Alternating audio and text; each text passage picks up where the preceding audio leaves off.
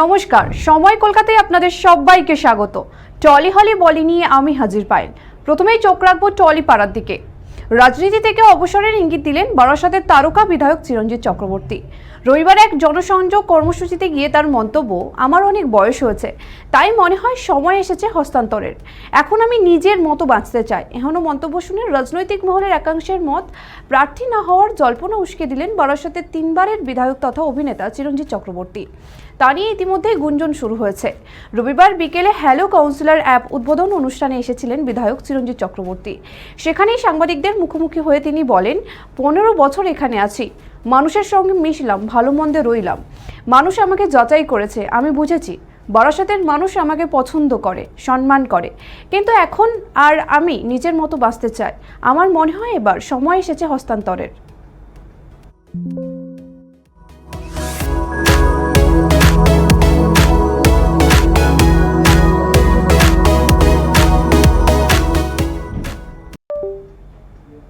প্রয়াত অভিনেতা অভিষেক চট্টোপাধ্যায়ের কন্যা সায়না চট্টোপাধ্যায় এই প্রজন্মের অভিনেত্রীদের তালিকায় ইতিমধ্যেই নাম লিখিয়েছেন তিনি। বলা যেতে পারে খুব কম দিনের মধ্যে জনপ্রিয়তা পেয়েছেন অভিষেক কন্যা।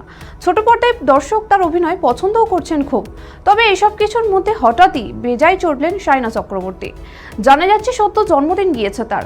চিরাচরিতভাবে মা ও কাছের মানুষদের সঙ্গে নিয়ে জন্মদিনের পার্টিতে মেতে উঠেছিলেন তিনি। সেই ভিডিও নিজের সোশ্যাল মিডিয়া হ্যান্ডেলে শেয়ারও করেন সায়না। আর তারপর থেকেই তার পোশাক ও নাচ নিয়ে কটাক্ষ ধেয়ে আসছে।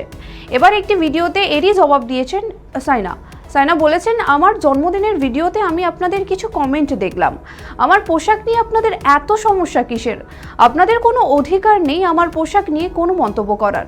আমি কি পরবো সেটা একান্তই আমার সিদ্ধান্ত। কে কি পোশাক পরেছে তা নিয়ে খারাপ মন্তব্য করাটা মোটেও খুব ভালো ব্যাপার নয়। আপনাদের কোনো কিছু পছন্দ না হলে আপনারা এড়িয়ে চলুন।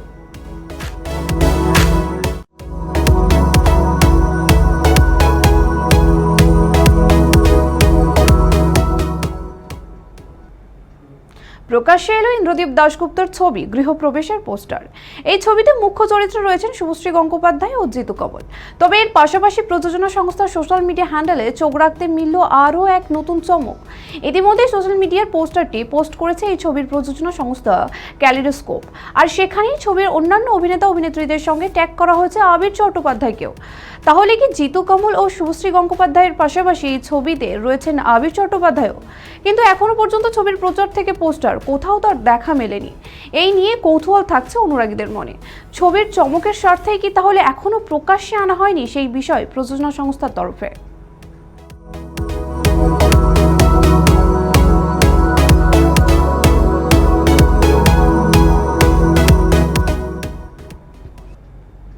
শাহরুখ খান নেহাতি মধ্যবিত্ত মানুষ, এমনটাই মন্তব্য করলেন পরিচালক অনুভব সিনহা। তার পরিচালিত ছবি রাও 1-এর অভিনয় করেছিলেন শাহরুখ খান।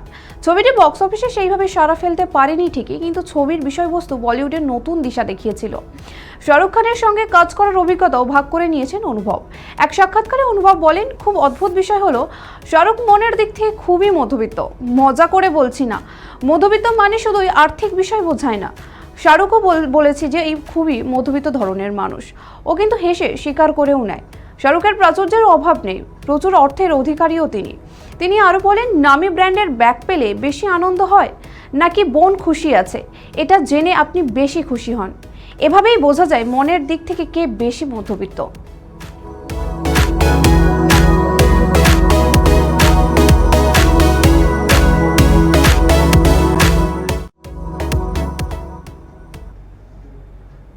নাদানিয়া ছবিতে অভিনয় করে সমালোচিত হয়েছেন ইমরান আলী খান।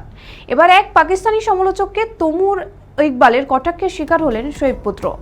তবে শুধু অভিনয় নয়, ইব্রাহিমের চেহারা ও তার নাক নিয়ে আপত্তিকর মন্তব্য করেন সেই সমালোচক।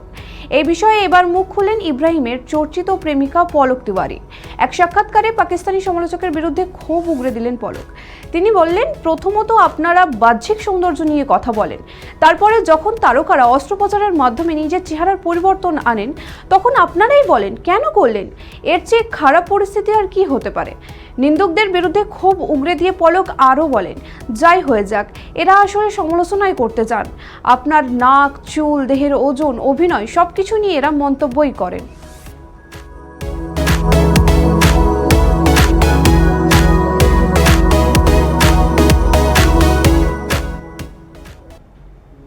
দুই বাংলার জনপ্রিয় নায়িকা নুসরাত ফারিয়া থাইল্যান্ড যাওয়ার সময় ঢাকা বিমানবন্দর থেকে তাকে গ্রেপ্তার করে নিয়ে যাওয়া হয় ঢাকা মহানগর পুলিশ বিভাগে। গত বছর বৈষম্য বিরোধী ছাত্র আন্দোলন দমন করতে আওয়ামী লীগের হয়ে নুসরাত আর্থিক সাহায্য করেছিলেন বলে অভিযোগ। এছাড়া একটি হত্যা মামলাতেও তার বিরুদ্ধে গ্রেপ্তারের পরোয়ানা ছিল বলেও জানা গিয়েছে। বাংলাদেশের চলচ্চিত্র জগতে নুসরাত ফারিয়া প্রথম সারির অভিনেত্রী হিসেবে পরিচিত মুখ। প্রায় 10 বছরের ক্যারিয়ার তার। অভিনয় ছাড়াও সঞ্চালনা, গান, মডেলিং, রেডিও জকি হিসেবে নিজেকে প্রতিষ্ঠিত করেছেন 31 বছর বয়সী চট্টগ্রামের কন্যা। সম্প্রতি Mujib the making of nation ছবিতে মুজিব কন্যা শেখ হাসিনার ভূমিকায় নুসরাতের অভিনয় বহুল প্রশংসিত হয়েছে। এছাড়া টলিউডে একাধিক জনপ্রিয় সিনেমায় নুসরাতের অভিনয় ছিল নজরকাড়া। অভিনেত্রীকে গ্রেপ্তারের ঘটনায় মর্মাহত এপারের অনুরাগীরাও। পুলিশ সূত্রে খবর, ভাটরা থানায় নুসরাতের নামে মামলা ছিল।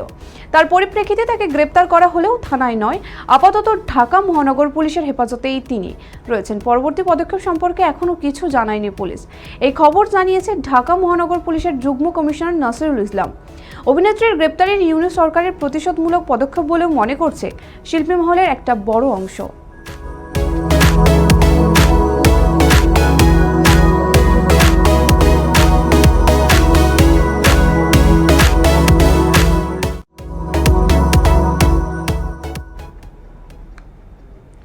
টলি হলি বলি এখনকার মতো এই পর্যন্তই।